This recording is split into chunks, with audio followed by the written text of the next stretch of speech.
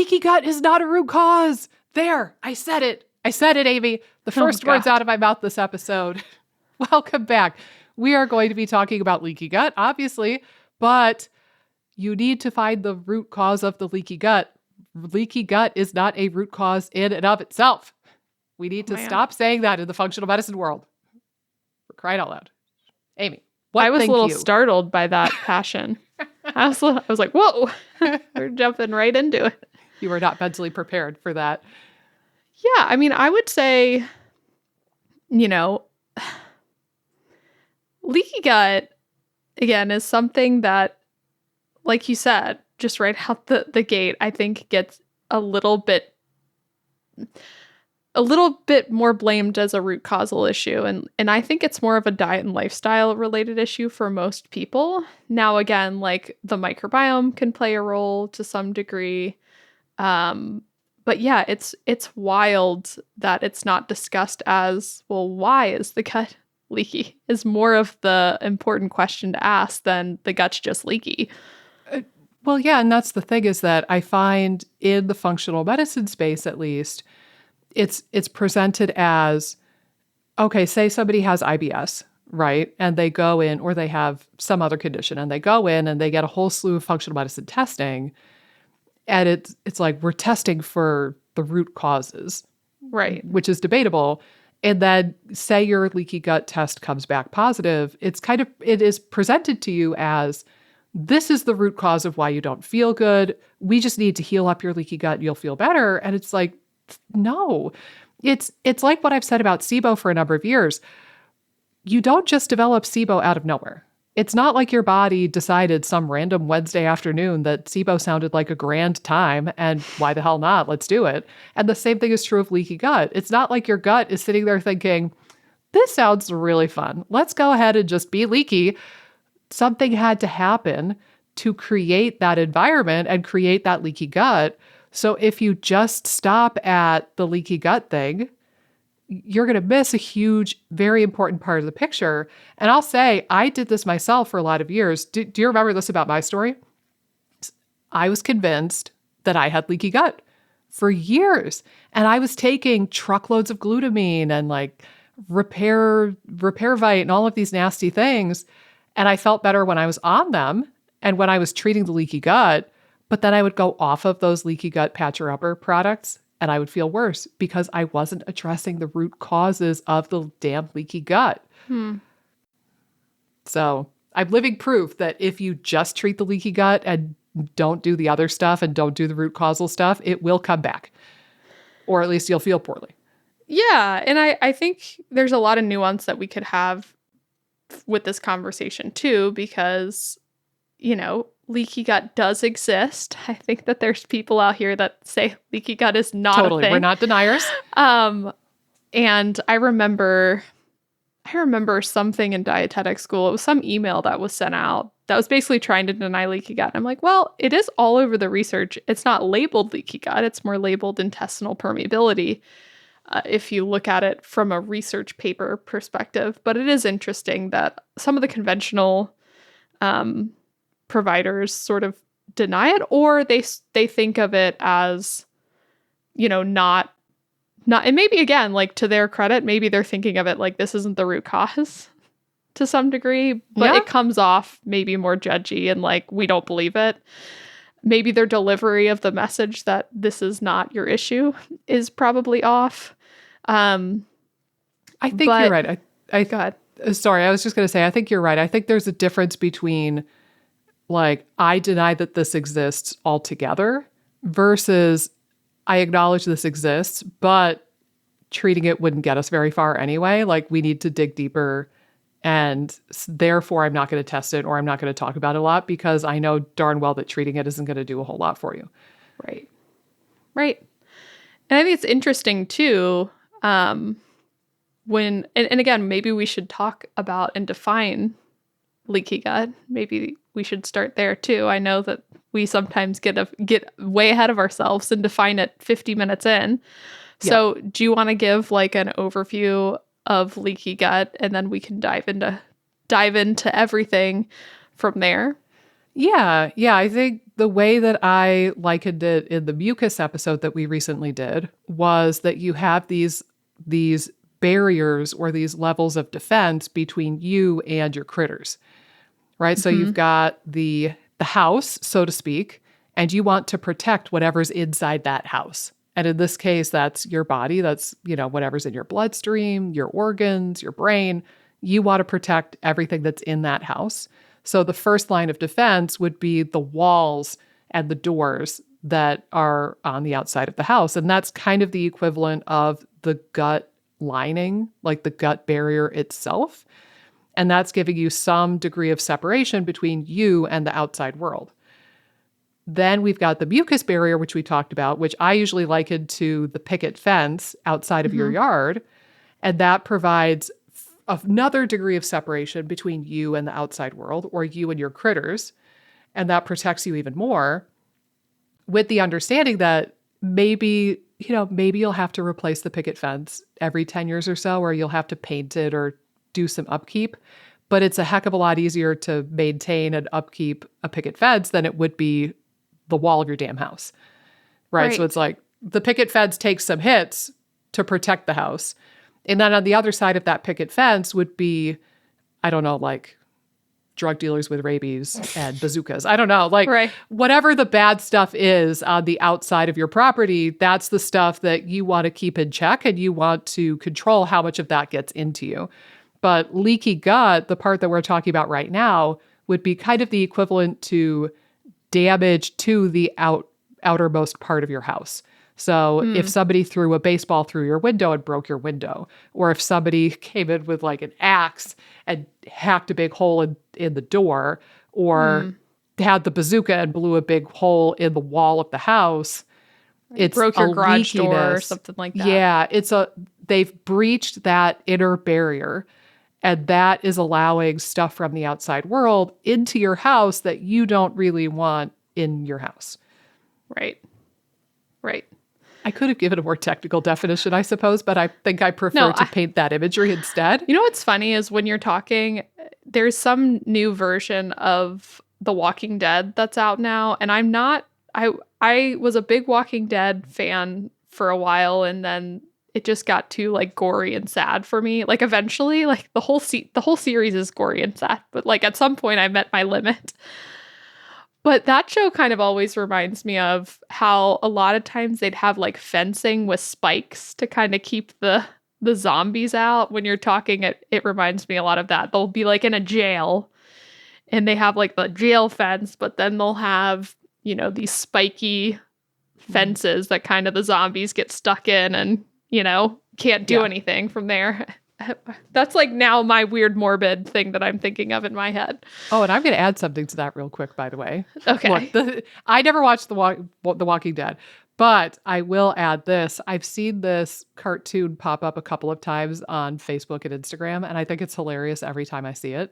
There's a very easy but not cheap solution to the zombie apocalypse if it does ever come. Okay, you ready for this? You get your little tuchus over to Costco, and you buy like 40 treadmills. And you face the treadmill towards your house. So the tread is pointing away from the house, and you turn all of the treadmills on. Oh my God. And then if the zombies get anywhere near your house, they're just going to go shoop and go flying backwards. Let's hope we have a generator that can power all those treadmills. But yeah, let's hope in this version of the apocalypse that the grid is still online and you're not getting the electricity bill in this post-apocalyptic world. But yeah, brilliant. Why has no movie thought of this as a solution? I know. I would love that to be in The Walking Dead. Like just coming across some random person that had all these treadmills. Yeah. Circling around.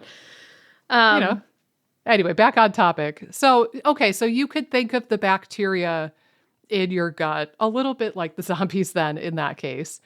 And there's going to be good and bad, like more rabid and less rabid zombies. I don't know. Yeah. But the point is... There's going to be good things out there too that, are out even beyond the fence. They're the good microbes, Maybe there's a mixture of zombies and good people and like ice cream trucks. Right. Sweet little puppies. Yeah. Like there's a mixture of good and bad. But the point is you don't want to let that ecosystem get free, unchecked access to the rest of your body, because then Right. things are surely going to get weird. Yeah, and I think probably another good point to discuss from an IBS standpoint is that not everyone with IBS has leaky gut. And that's something to really keep in mind, because I think that a lot of people just assume that if they have SIBO or if they have IBS, I have leaky gut. Yep. And I think, you know, according to a lot of the research, people with IBS can have immune activation without leaky gut too. So they can have kind of some dysfunction. Maybe, again, they have a thin mucosal barrier and there's like maybe more immune activity going on in the gut, but it might not necessarily be outright permeability. But I think that can kind of escalate for some people into permeability. So again, it is something just to keep in mind that, you know, not everybody with IBS has permeability. And it's interesting because a lot of, I almost think permeability is more highly linked to other medical conditions too, like metabolic disease, Yeah. you know, diabetes. Like there's tons of research on metabolic endotoxemia and permeability, leaky gut, that drives a lot of kind of inflammatory metabolic conditions. And that seems very heavily linked to leaky gut, where I feel like, again, on the IBS side, I think the more severe cases of IBS can definitely develop into some permeability. But again, not everybody with IBS has leaky gut. Yeah, and you're touching on the paper that I wanted to pull up, but I wasn't able to find before we started the recording. But there was a paper. It's not that old. It's only a couple years old. But basically, they were looking at the incidence of leaky gut across a bunch of different diseases, and they said exactly what you said. They said metabolic disease like type 2 diabetes, metabolic syndrome, hypertension, those sorts of things, abdominal obesity. Those sorts of things are very strongly, consistently correlated with leaky gut. Right. Then you get into like the what they call organic disease of the gut. So this would be like celiac disease, Crohn's, colitis, that sort of stuff. And those conditions are associated with leaky gut, but funny enough, not as strongly as type 2 diabetes and metabolic syndrome. Then you get this other kind of layer underneath where the more extreme cases of IBS-D sometimes have leaky gut. It's not always, and it's typically not as severe as the other cases, but there's a hint of that in IBS-D. And then you get down into, you know, like constipation or IBS-C or bloating without any bowel movement abnormalities, and you get down into these other conditions, and they're really not associated with leaky gut. Yeah. So, you know, if you're listening to this now, if you're one of these folks with really severe IBS-D and you're having 10 or 12 bowel movements a day, there's some likelihood that you have leaky gut. But if you're shy of that, or if you have constipation symptoms, there's a high likelihood that you don't have leaky gut. And at the bare minimum, I think for everybody listening right now, if you do have leaky gut, that's not to say that that's the primary driver of your symptoms. It could be that leaky gut is a consequence of what else is going on in your body. Right. And it's a coincidental finding or incidental finding that we happen to stumble upon, but healing the leaky gut might not do jack for your symptoms. And I see that pretty typically too. Well, and it's so interesting too. This might be a little controversial and juicy. Woohoo. But some of the interventions for IBS and SIBO could certainly lead to leaky gut. You know, if you're on these restrictive diets and your nutrition, oh man, I'm getting all the snaps. If you're on these restrictive diets and your nutrition is compromised and you're super stressed and you're depleting your microbiome and you're depleting your mucus lining, like, again, a lot of the interventions, especially the restrictive diets, can certainly lead to more permeability. And again, even some of like the strong antimicrobial type stuff, I think can lead to permeability too. And it's so interesting because a lot of the holistic solution for leaky gut is, hey, go on this really like leaky gut diet or autoimmune diet or some of these diets that you could eliminate anything that could cause immune reactions within the gut. And again, those things could lead to more permeability. So to me, the gut lining needs fuel. It needs bricks, like you said. It needs doors. It needs to have resources to build up a strong lining. And if you don't have those resources, you're going to be screwed. Yeah. Well, or at the bare minimum, it's going to be way harder to heal. Right. Right? Like, again, if you're trying to build the house back up because it got torn down by zombies, you need the bricks and the wood and the door and the nails and all of the fuel. Now, I will say this, though, because I know there's going to be somebody listening who's going to try to call bullshit on us. So I'm going to just get ahead of the game right now. Oh, perfect. There are studies showing that the low FODMAP diet can help with leaky gut markers, potentially. But here's the thing.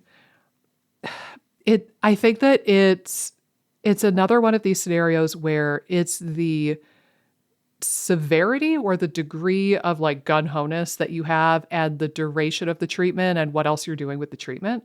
So there's going to be a really big difference, for example, taking somebody who is severely compromised, really severe symptoms, and nothing else is working. Like there's a difference getting somebody like that on the low FODMAP diet for like 6 weeks and then gradually reintroducing while you're working on other stuff.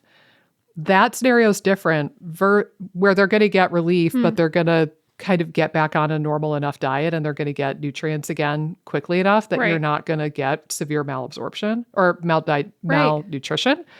Versus the scenario that we see typically, which is somebody who's been on the low FODMAP diet for 6 months or a year or 2 or 3, and they're terrified of food and it's taken over their life and like they can't eat anything and they've done antimicrobials and they've done this and they've done this. And you see what I mean? Like there are the people who use low FODMAP as a temporary Band-Aid solution, and it really does help them.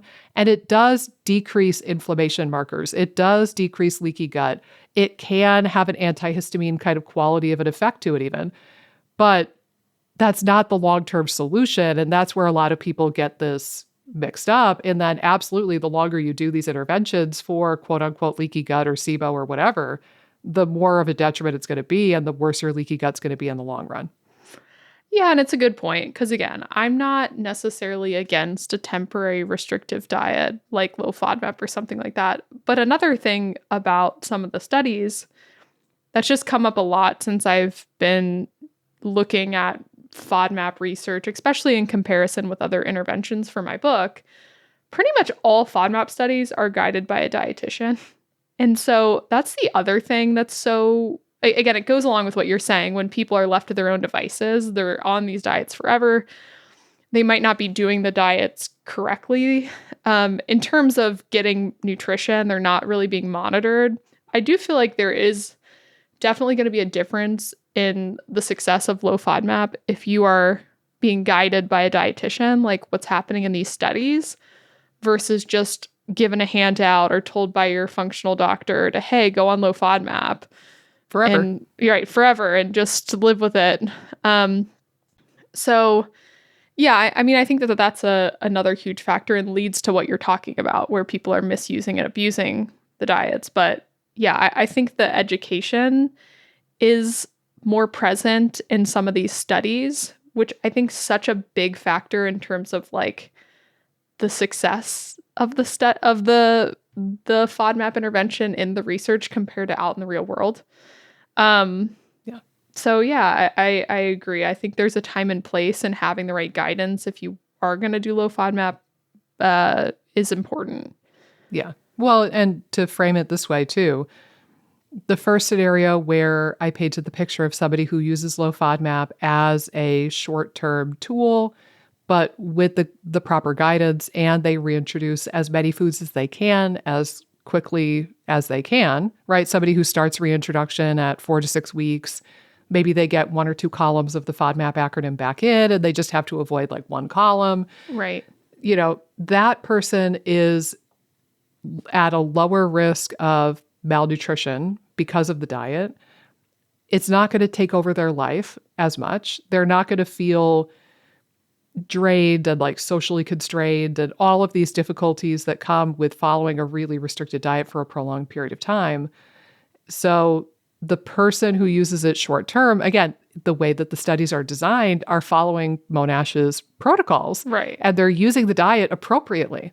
So what you see in low FODMAP research does not necessarily reflect the everyday user experience, particularly if you're going through like a functional doctor or a naturopath or a more functional nutritionist who doesn't have that experience with the Monash kind of way of doing things. So, I think what would you say? Are we batting close to 100 probably as far as like clients that we see who have done a quote unquote SIBO diet or IBS diet and they come out the other side wicked malnourished? I'm pretty sure it's got to be 100. Maybe not quite 100, but close for 99. Sure. Yeah. I mean, and again, I think we're probably seeing more of the severe cases, so that could play into it too. But yeah, I would say restrictive diets have a net negative for pretty much all the people that I work with. The longer you do them. And again, like there could be a positive element, but they've far surpassed that. And I think a lot of it is, it was helpful at the beginning, and then it's just the slippery slope. But yeah, I mean, I think from a intestinal permeability standpoint, it's really problematic. And that's something I know we've talked about with my book, looking at specific nutrients. You'd be surprised how many nutrients affect like intestinal barrier function, and like immune function at the gut barrier. There's so many, like pretty much if you look up most of the nutrients, it's like, it plays a role in like the barrier. And it's like, well, shoot, like if someone is really limited dietarily, we probably don't even know to the extent that what each micronutrient does to the gut barrier. But what we do know is that most of them play a role to some degree in gut barrier function. So not only if you're malnourished because your calories are low, but you start to kind of get depleted in micronutrients over time, it can cause really big problems. And so again, it's just something that is going to spiral and going to be hard to dig yourself out of. I don't think it's impossible by any means, but some of these diets can definitely dig you into a much bigger hole where you really have to prioritize nutrition in order to get out of the hole. Yeah. Yeah, and it's the picture that we've painted in recent episodes where somebody will start off in a relatively shallow hole, and then in an effort to get out of the hole, they bust out the shovel and they start digging deeper. And they're not realizing it until they're already way down into the crust of the earth, and they don't realize how bad it is until it's pretty damn bad. But yeah, it's one of the things that I tell my FODMAP Freedom students even is like, why would a molecule get labeled as a vitamin specifically? Like, why would we not just treat it like, for example, choline is a nutrient, but it's not a vitamin? Or, I mean, there are probably others. Creatine is a molecule in the body, but it's not a vitamin. A vitamin means that it's necessary for human health, and we, generally speaking, can't make it on our own, or we can't make enough of it on our own that's doable for us. So, looking at the first part of that definition, it's necessary for human health. That probably loosely translates to every tissue in your body needs it. Right. And I think that's including, but not limited to, the gut. You even look at something like biotin and you think, hair, skin, and nails for biotin, but your gut needs biotin too. Or you look at something like niacin. Like niacin actually has some weird research on leaky gut, but it's not to say that this is the special nutrient. Like, don't just run out and buy a niacin supplement. Make sure that you're getting all of the vitamins and minerals, because they're all super important for many of the body parts, not just the gut. And again, this is why we preach on getting you nutritionally replete and getting you off of these restricted diets ASAP. But again, are you using these tools appropriately and kind of keeping your wits about you, or are you overusing and abusing them? And again, I think too, there's a difference between the person who tries low FODMAP and then they observe that it doesn't help them and then they get off of it, versus the person who does low FODMAP, it doesn't help them, but their provider scares the willikers out of them, says it's going to feed the SIBO. Rah. Right. And then they don't eat FODMAPs for 2 years because they're just afraid to do so or they've been told not to. And similarly with food sensitivity testing or, food elimination diets outside of FODMAP, there's a big difference between somebody saying, hey, I'm going to try to go gluten-free or dairy-free. I'm going to try like a couple of foods maybe. I'm going to eliminate them, see what happens, and watch my response, versus you get one of these IgG panels. It turns up with 30 different supposed food sensitivities, and then the person is told you can never eat these foods again because they're inflammatory and bad for you. Like no. Right. Yeah, completely. So I think we've talked a bit about nutrition. I don't want to beat it too much to death, but when we do it all the time. So it's okay. It's probably good to remind people about. What do you think some of the other big root causal factors are for leaky gut? Let's talk a little bit about those. Well, I mean, the biggie is going to be anything that causes dysbiosis, right? Because again, it's to paint this really weird ass picture that we have going now. So we've got the house, and you want to protect the house. Then you've got the picket fence, and that's going to take some hits. Then you could think that all of the good guys on the outside of the fence. Let's pretend that you have some of the nicest neighbors, like Good Samaritan type neighbors, and when old man Joe walks past your fence, if he sees a hole in the fence, he's just a really nice neighbor and he'll patch it up for you. Right. Or like you have old man Bill or whatever, down the road, if he walks his dog past your fence and happens to notice that the paint's a little chipped, he's just carrying a paint bucket and he'll just slap on a little bit of paint for you. Right. These are the most amazing neighbors ever, by the way. But you could think of that being your microbes, and the influence that the good bacteria has is that they're helping to patch up that mucus layer and the gut barrier itself, and they're educating the immune system that underlies the gut barrier. So really, it opens this door to anything that causes an imbalance in the microbial ecosystem, whether that be antibiotics, possibly the overuse of herbal antifungals. Again, restricted dieting. We know that dietary diversity and fiber diversity gives you microbial diversity and health and resilience. So if you have an undiverse, low fiber diet, either of those factors could cause dysbiosis.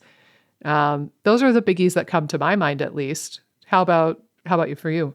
Yeah, I think it's such a good point. So, having a healthy microbiome is going to be really imperative for, regulating what's happening like outside the house, and keeping things kind of running smooth. I think a couple other ones that come to mind too are sleep being a really big one. And again, like these are just things that I think help with more of the brick side of things, like more of just kind of intestinal barrier function. Again, sleep seems to disrupt the microbiome as well. But I think, sleep is definitely a big one that's going to affect more permeability if you're not sleeping well. Stress, like some of these other kind of factors, if you're kind of chronically stressed, it's not going to bode well for permeability. I definitely think like movement helps with permeability as well. So like having an active lifestyle, circadian rhythm stuff is definitely helpful. The movement one's interesting because I think that the research is still evolving on that. There's definitely have been studies that show that exercise, not too much, but not too little, right? Like if you go from sitting on your butt today to running a marathon tomorrow, you're going to have a leaky gut. Yeah. Like overtraining will cause leaky gut, but if there are studies showing that exercise, when it's done appropriately, helps to repair the gut lining. I would love, and hopefully they'll do the study someday. It would be really interesting to see a study where they look at a group of sedentary adults and compare that to a group of non-sedentary adults or people who actually exercise and see if there's any difference in permeability markers. That would be a really fun study to see. Yeah, I agree. It's interesting because just thinking about patients that I've worked with, um, you're totally right. It is a Goldilocks effect.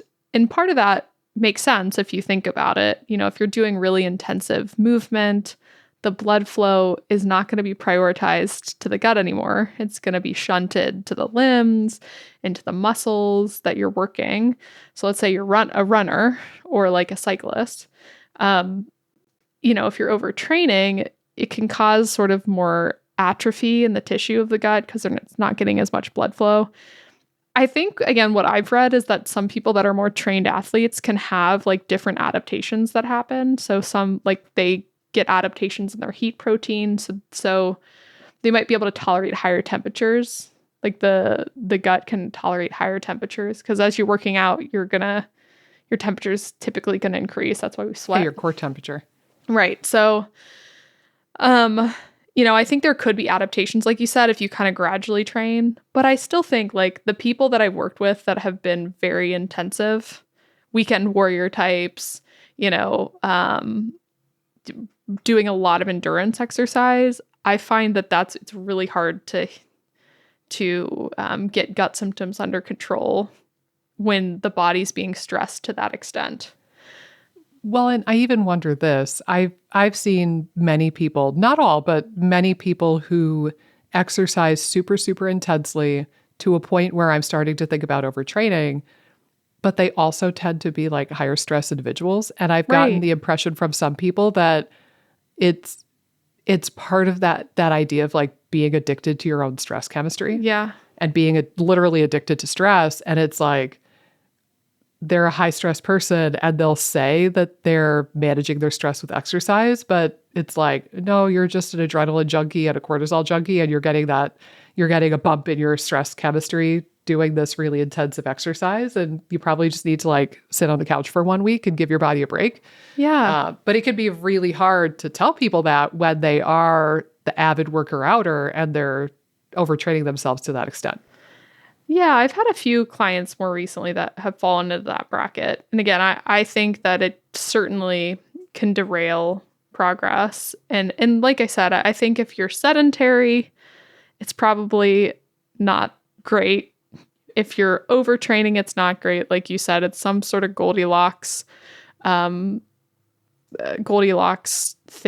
when it comes to permeability And it's like that with so or much else, movement, right? I should say. Yeah. It's that's the truth for so much else, right? Like Right. if you don't drink enough water, you're going to get dehydrated and feel like crap. But also if you drink like 5 gallons of water all at once, you could drop dead from that. Right, right. So there's a Goldilocks effect for pretty much every intervention, every nutrient, everything that we've ever talked about. I'll even throw this one out. And I don't think that this one is as well researched, but there's little teeny bits and fragments in the research so far. This paper was interesting. Basically, they suggested that eating at weird, peculiar times of day and not having like a rhythm to your eating pattern could also predispose to leaky gut. So the title of this paper, in case anybody wants to look it up, it's Abnormal Time of Eating Can Predispose to Obesity, Abnormal Food Timing, and Predisposition to Weight Gain, Role of Barrier Dysfunction and Microbiota. And this is something too, like your microbiota gets its circadian cues from you and your behavior and your eating in particular. Also like your body temperature and, movement and that sort of thing. But the number one stimulus for the microbiota's circadian rhythm is when you feed them. Right. So if you're eating, if some days you're skipping breakfast and then some days you're skipping lunch and some days you eat breakfast at 8 a.m. and some days you're eating breakfast at 11 a.m. And so, if you're all over the map as far as when you're feeding your microbes, that not only causes some degree of dysbiosis or stress on that ecosystem, but also it does appear to lead to some degree of leaky gut, which again shouldn't surprise us because dysbiosis and leaky gut tend to be BFFs anyhow. But I thought that was a really interesting one too. Yeah, I agree. I think the circadian rhythm element of it all is very interesting when it comes to permeability. One other thing, again, it's been a while since I've looked at some of these papers, which again, I find kind of interesting with the holistic space. It's going back to dietary factors. But I know there was at least one bigger study talking about like saturated fat. I know they looked at like coconut oil being something that seemed to drive more permeability. Yeah, it's more than one study even. That's a pretty well-known thing too. And more like endotoxemia, kind of like Yep. seeping of LPS across the barrier, which is really fascinating because again, how many people in the SIBO IBS space are like just using coconut oil as like one of their primary oils, or kind of overutilizing or just saturated fat in general.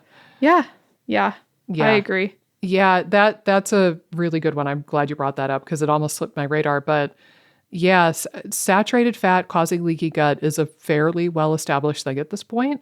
Now, it might be like the conversation with red meat and colon cancer. It might be what you pair that with and the quantity and the balance that matters more. Right. Like if you eat red meat by itself or with a starchy bun and no fruits or vegetables, that's a different meal versus if you have like a steak with some broccoli and a salad and, some apple slice or whatever it might be. Or hell, even throw in some French fries for all I care, but eat something green with that steak. Sarah Ballantyne, the paleo mom, she actually had a good article about that topic a number of years ago. But, it could be that if you eat saturated fat, but you pair it with fiber and color and polyphenols, that it's not such a bad thing. But yes, saturated fat in general, including but not limited to coconut oil, is going to perturb leaky gut. But then again, you have people who are trying to starve the SIBO or treat the SIBO, and they start getting really like keto leaning.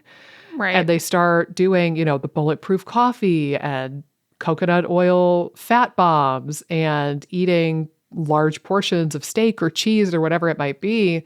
And they don't realize, again, it's another metaphor we've used in recent episodes. You're shooting yourself in the foot, but then you're complaining that your foot hurts. Right. And you're being a little bit of a silly goose if you're not connecting these dots. Well, and it's interesting because, I think for most people that I've worked with when this has come up, where I'm like, whoa, there's like, you're eating a heck of a lot of saturated fat. Typically, again, like I wouldn't even necessarily think, I'm trying to think of how much saturated fat. You could buy like a leaner cut of steak, wouldn't have that much saturated fat in it in reality.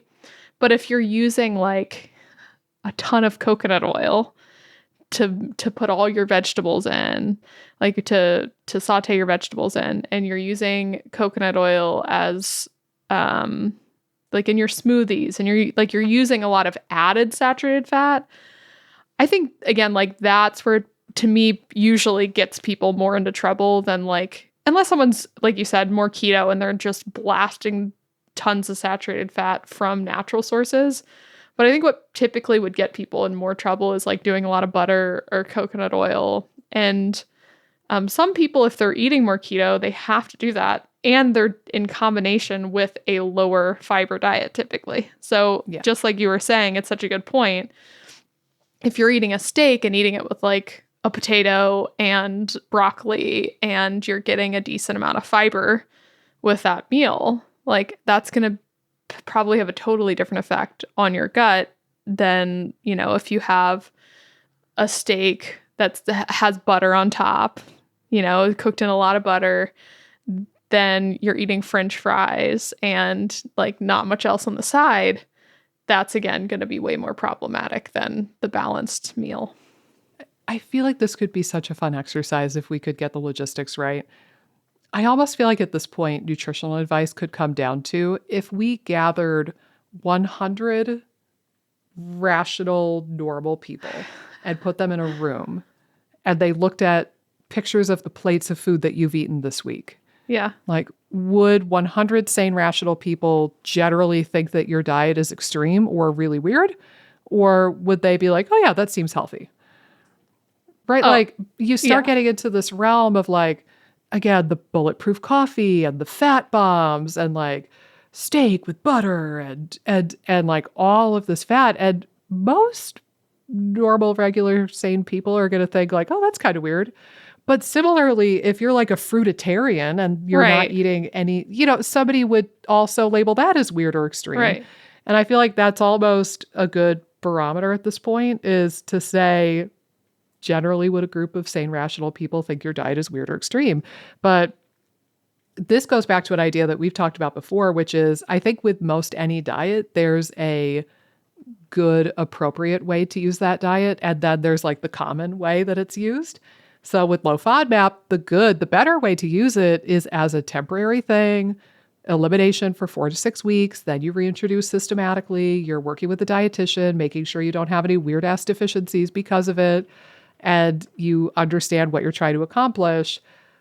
But the way it's usually used is your GI or your functional doctor or your naturopath gives you a handout. Maybe they tell you that you're going to feed the SIBO if you eat these things, and then they send you on your way.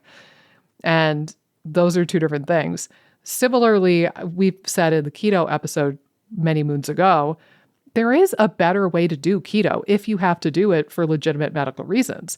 But the way that most people practice what they call keto is nowhere near in line with that. So the person who is eating too much protein, generally I see a pattern with, but also the people who are like not able to put in the time and effort to really cook a lot of fresh foods. And so they get a lot of their calories from keto fat bombs and Right. bulletproof coffee. Like those are cheater, pumpkin eater ways of trying to get calories in your body, but without a lot of nutrition behind it. So you can tell yourself you're doing keto and maybe your macros even look like keto, but is that the healthiest, best version of keto to do? But I think that like common man's version of keto is probably what's going to get people in trouble as far as leaky gut goes, because it's these above and beyond reason amounts of saturated fat, and that's going to be a lot for the gut to process. Yeah, for sure. For sure. I agree. It's like if the more diverse you eat and the more diversity you're having from your like calorie pool, the least this is going to be an issue. Like this isn't Yeah. going to be a huge issue for the majority of the people that are eating more balanced. And the more you strive for balance, the less you're going to run into problems like this. Yeah. So yeah, I wanted to bring that one up because I feel like a lot of people are eating fairly high fat and lower fiber. Yeah. Well, So in particular in this day and age when carbs are demonized and fat is all the rage. And again, like I'm not saying fat is bad. I'm just saying I would prefer balance versus any of these wild extremes. I think also we could bring in the topic of the vagus nerve and the gut-brain connection, yeah, right? for Like sure. vagal projections in the gut are anti-inflammatory, and activating the vagus nerve can not only help with motility and help with secretions and tighten up your sphincters, it also heals leaky gut to some degree or another. So if you have a leaky, inflamed gut, but you've been sucked into this small world and you're not living your life and you have no connections left, and you've kind of whittled your life down to something really small, that's going to keep you stuck too. So as we've said in other episodes, sometimes part of this journey is going out and doing things and living your life before you feel like you are ready to do so. And Yeah. even it could be little baby steps. I'm not saying that you have to book like a cruise with your besties immediately. I'm just saying like maybe go out for a 5-minute walk before you feel ready to do so. Or maybe like give your friend a call and chit chat on the phone for 10 minutes before you feel like you're really up to doing that. Right, for sure. You have to go a bit out of your comfort zone if you feel like you're isolated.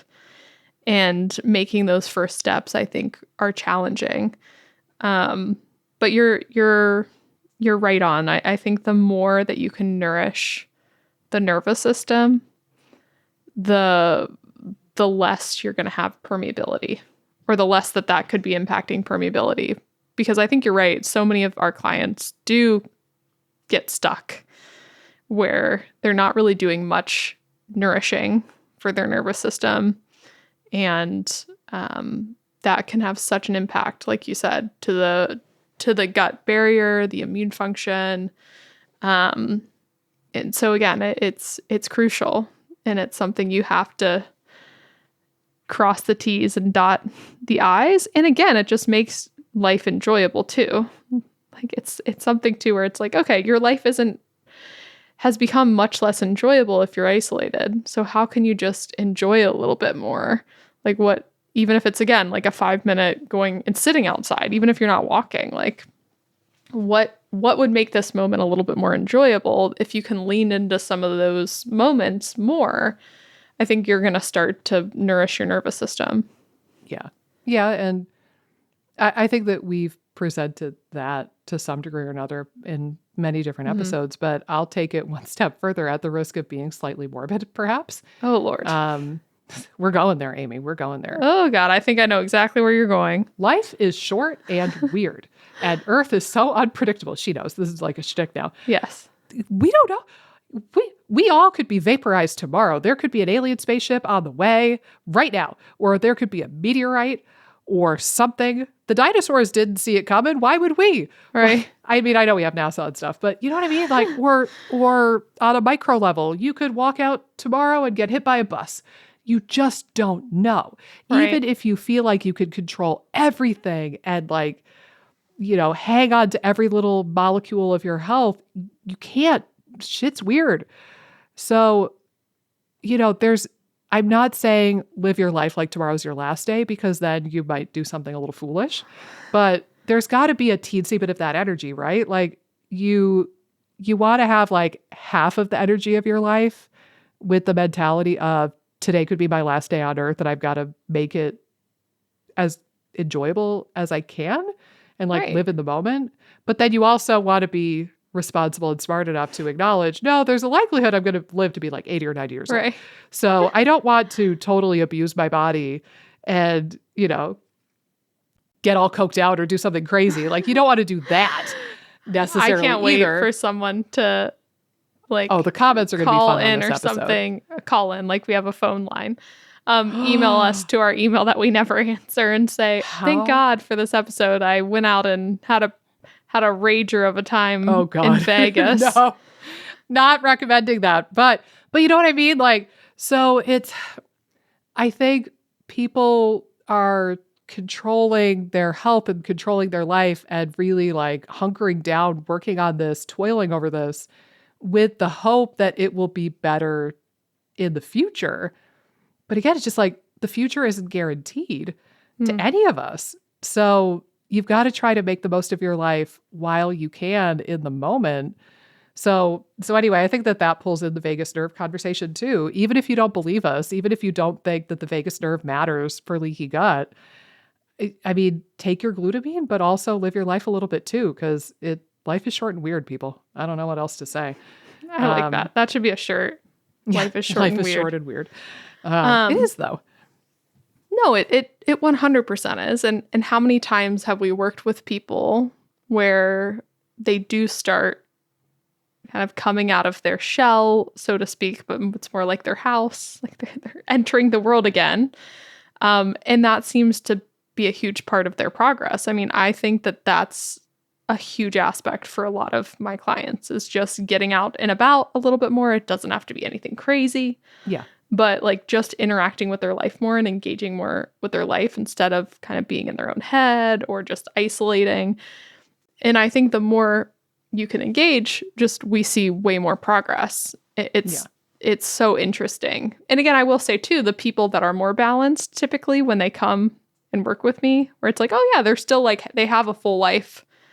This hasn't really derailed them too much outside of just the quality of life's a little bit worse, you know, with the symptoms, but they're pretty engaged still. Like they're engaged despite their symptoms. Usually those individuals progress much faster. And I think it's because this is not a big issue for them. And I think, again, the people that have sort of pulled back away from their life, again, have to re-engage in order to make progress. And it's hard. It can feel really scary to do that. Frankly, a lot of people don't believe us when we make this recommendation. Like, no, I just need the fanciest probiotic. This isn't going to work for me. I'm too special. Yeah. And it works. It can be scary and weird in the beginning. And it feels counterintuitive because when you don't feel good, you don't want to be around other people. But I assure you it works. I had one other cause of leaky gut that I wanted to briefly mention, by the way. And then let's get into some of what you would do for this. And then we've already decided before we hit record, people, that the testing of leaky gut and the monitoring of it, that's going to be a different episode. So stay tuned for that. It's going to be like, what about like, should we do solutions in that too? Or like any... We could. Yeah, we could. That could be something. Well, now I feel like I'm a jerk though, because I just promised them some of the treatment in this episode, but okay, never mind. Sorry, I must have like blacked out for a second when when you said that. You were so enchanted by me. You weren't paying attention to the words coming out of my mouth. That's all. We'll see though, because we're trying to keep episodes around an hour these days. So let's see what happens. But I was just going to mention that some medications can cause leaky gut as well. I'm not saying that all medications will, but, things like NSAID. So this would be like ibuprofen and painkillers. I believe Tylenol as well. PPIs, which a lot of people are on for reflux purposes, like Prilosec, Nexium, that sort of stuff. Steroids, and maybe not coincidentally, steroids can also give you some dysbiosis and some candida overgrowth because they're basically just suppressing your immune system. I don't know about, on the topic of immune suppression, it wouldn't surprise me if things like biologics or chemotherapy could induce leaky gut. So just kind of keep that in mind, is that anything that affects the gut directly, so like a PPI or an antibiotic, or something that would decrease your healing potential just overall, or decrease your immune functionality, like those things could have a negative impact on the gut lining. And, quite frankly, if you are taking a PPI, there might not be enough glutamine on planet Earth to heal your leaky gut. You might just need to get off the PPI in order to treat that. Right. But yes, I thought that was worthwhile of mentioning. But so getting into at least a little bit of the treatment of leaky gut, right, is so we've rattled off the root causes. The first step, if you think that you have leaky gut at all, is to think about the root causes we just talked about and think about what makes the most sense for you, right? Like, do you have leaky gut because of dysbiosis and antibiotic use? Do you have leaky gut because of PPI use and stomach acid suppression? Do you have leaky gut because you've had a restricted, not diverse diet and therefore a restricted, not diverse microbiota? Like, think through these mechanisms and then that will give you the answer. Okay. Yeah. Reverse engineering it. Yeah, I agree. I think that makes total sense. Versus what I'll throw out there, because I'm in a number of practitioner forums and I wax and wane in my enthusiasm for checking those forums. But I've ranted to you about this, I think, that people, functional medicine practitioners, go on there every damn day and they're asking, what's your best leaky gut protocol? What's your best candida protocol? What's your best SIBO protocol? And it's like, there should be no protocol. Right. I mean, maybe you could say, make sure the person's on a probiotic and maybe give them some glutamine. Right. Like leave it at that. But addressing the root cause of the leaky gut or the root cause of SIBO or the root cause of candida is going to look wildly different from person to person. There should be no protocol. There could be like a checklist of things that you want to evaluate or you want to think about or talk about with them. But, what I actually see in the forums is people will be like, you have to use GI Revive. It's the best product ever. I tried all the other ones. They're not as good. Right. And you have to do this one particular probiotic from Orthomolecular because they have the best probiotics. Take my word for it. There's no research saying this, but just take my word for it. This is my favorite probiotic. And then you've got to do the low FODMAP diet because it's like they give you a handful of very specific supplements that they use for literally everybody with leaky gut. And they give you, a food sensitivity test or a GI map or whatever, the name of a couple of tests that you have to do on everybody with leaky gut. And it's the root causes are going to be different from person to person. So I don't think there's really a protocol per se. Amy, what's your leaky gut protocol? I do not have a leaky gut protocol. But yeah, I think one thing too, just to throw out there that's along the same lines of what we talked about before, is just assessing for nutritional deficiencies, I think is so huge, especially in our patient populations. Whether that's just starting with like a chronometer, which we've recommended before, or actually running like some labs, like if you're vitamin D deficient, like taking care of that. If you're iron deficient, take care of that. Like I do think there are some fairly common nutrient deficiencies that I see with my clients that could affect permeability as well. So assessing that I think could be very valuable for pretty much all of my patients. So if I had like something that I would say everyone probably should do, it would be that. And then again, I think assessing the mechanisms like you described is going to make the most sense in trying to figure out what makes the most sense. And usually people have multiple things. It's not just, they have an antibiotic round. It's maybe that was the big trigger, but then they're really stressed and their nutrition's poor. So there's probably a number of aspects too. And that's why it's so hard to do protocols, because it's like everybody has different factors, and even the people that have the same factors could have totally different solutions that are going to work for them. So yeah, no, it's just crazy. Well, and to be quite honest, because I shared at the beginning of this episode that leaky gut was a big thing for me, right? Yeah. And a couple of things to keep in mind about this is I spun my wheels for 2 or 3 years chasing the idea of leaky gut. And I think I didn't get anywhere because I wasn't addressing the root causes. Like I said, I was taking glutamine by the fistful. I was taking, some probiotics, some turmeric, whatever. And I was not really looking at my nutrition. I was coming off of 11 years of being a vegetarian. So I think I was really hella B12 and zinc deficient. Looking back now, I know damn well I wasn't getting enough protein, because even now that I do eat meat, I still struggle to get enough protein Right. in my life, let alone when I was a vegetarian. Please. Oh my God. So I think that I had numerous nutritional deficiencies, but I wasn't super open-minded to think about. I thought, oh, I'm a vegetarian, therefore I'm super healthy and I have a great diet. So there was that. I think I most certainly had dysbiosis, just because of my history with like antibiotics, but also because a big part of my journey was doing elimination diets and cutting things out. And really early on in my IBS journey, I cut out gluten, not realizing that I already probably had a fiber deficient diet, and not realizing that wheat was my number one prebiotic source.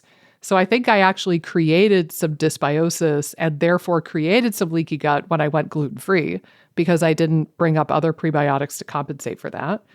I'll tell you right now, I was way more stressed than I realized mentally. Like I was in a grad school program. I was away from family on the other coast. I was away from my then boyfriend, now husband. We were in a long distance relationship while we were both in school, and that sucked. Like I lived with a roommate who was moderately to severely insane, and she was crazy ass Carol. And I had to deal with that. Like I was in grad school and I had a job on top of that. So I think I was really, really stressed, but I've shared in previous episodes, I'm not exceptionally skilled in assessing my own stress level. Like I just shove it down deep to a point where I'm not consciously aware that I'm stressed.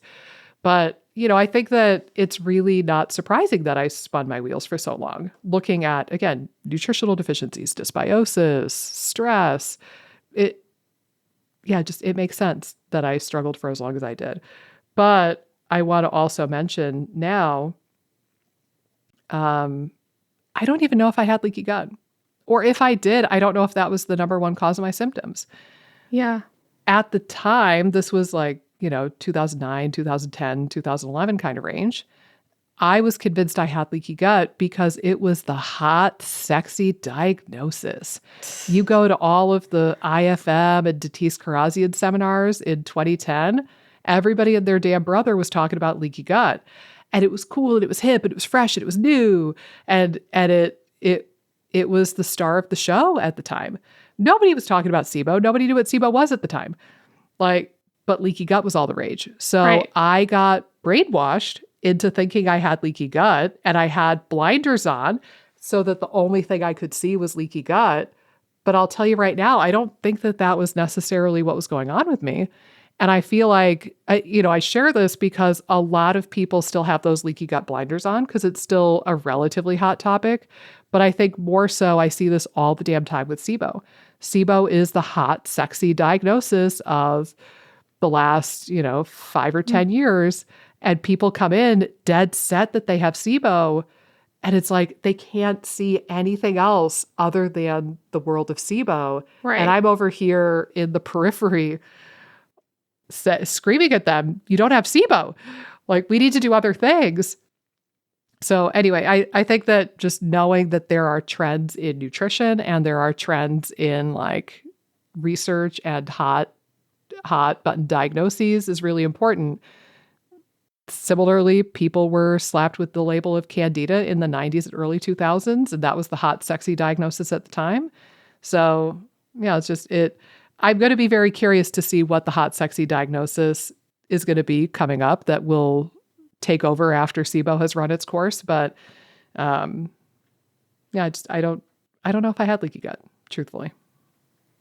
I know. I look back at my journey too, the things that I focused in on, and it's like, wow, I had so much confidence in that. But, I think we talked about on the SIBO episode, it's like, based off the fact that I did lactulose breath testing, like looking back, did I actually have SIBO? Probably not. It was probably more of a dysbiosis scenario for me, if I had to say so. Yeah. But yeah, I think you're right. Both providers and patients get wrapped up in these diagnoses. And, a lot of times, because they're new too, people, especially the practitioners, are doing things that I don't think are really going to benefit the person long term. And maybe it's because they lack training in certain areas like nutrition. And maybe it's just that it's new and they're trying to kind of go with the hip thing. But yeah, it's a really big bummer. I hope that we're painting this picture too, that like you don't necessarily have leaky gut. But if you do, like, these are the things to focus in on. Well, you know what's so funny? I feel like you and I are actually living the functional medicine experience in a way, right? Like if you get into functional medicine and you listen to like Mark Hyman or the IFM people, they will say, we don't care about the diagnosis the person has.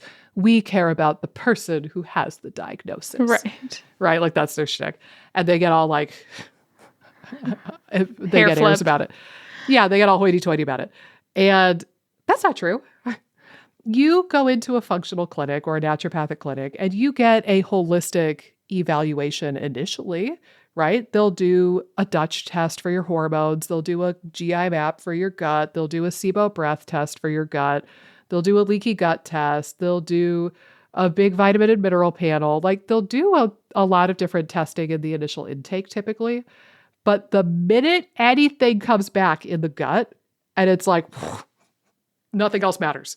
The only thing that matters in the entire universe is that you have SIBO and you have leaky gut. Oh my God, we have to treat it because everything begins in the gut. Every disease begins in the gut. Oh my God, oh my God, oh my God.